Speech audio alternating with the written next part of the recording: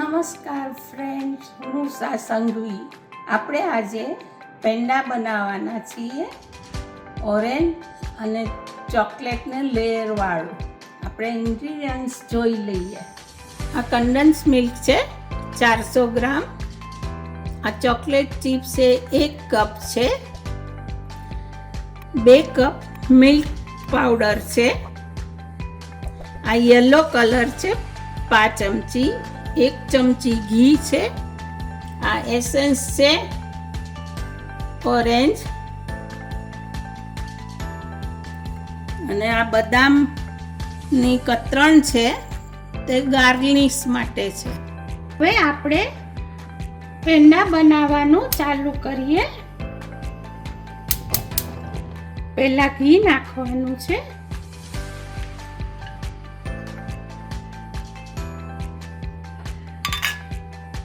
એ જરાક ઓગળે એટલે કન્ડન્સ મિલ્ક નાખવાનું છે.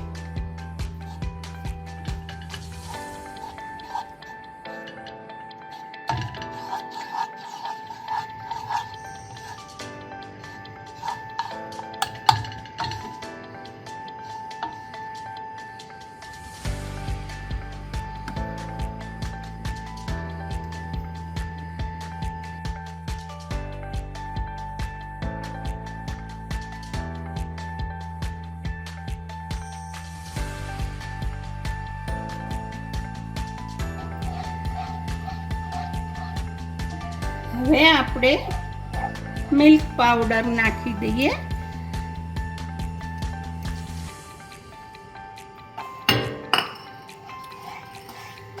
એ સરખું મિક્સ થઈ જાય પછી યલો કલર નાખશું.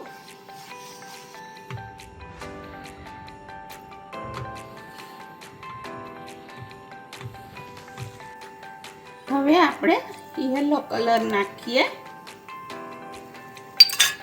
પછી એસન્સ નાખીએ.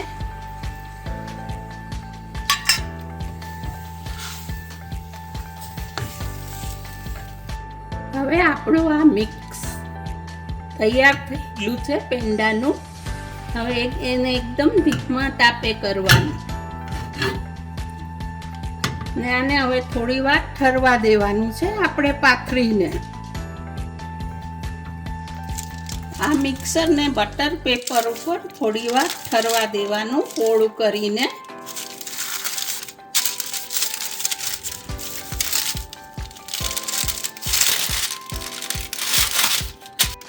હવે આપણું આ મિક્સર પથરાઈ ગયું છે, જરાક ઠરવા દેવાનું. પછી આપણે પેંડાના બોલ વાળવાના છે.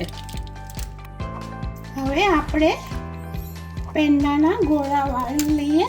ઘી વાળો હાથ કરીને બધા વળાઈ જાય પછી આપણે ચોકલેટનું મિશ્રણ ચડાવશું લેયર. આપણા પેંડાના ગોળા વળી ગયા છે ને ચોકલેટને મેં ઓગાળી લીધી છે. હવે આપણે એને પર ચોકલેટનું લેયર કરશું.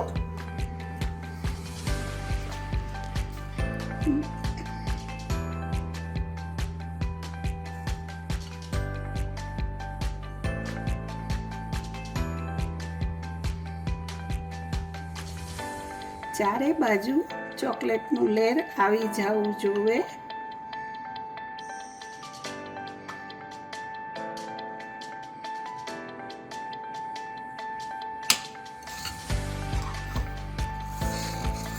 હવે આપણે આ બદામની કતરણથી ગાર્નિશ કરશું.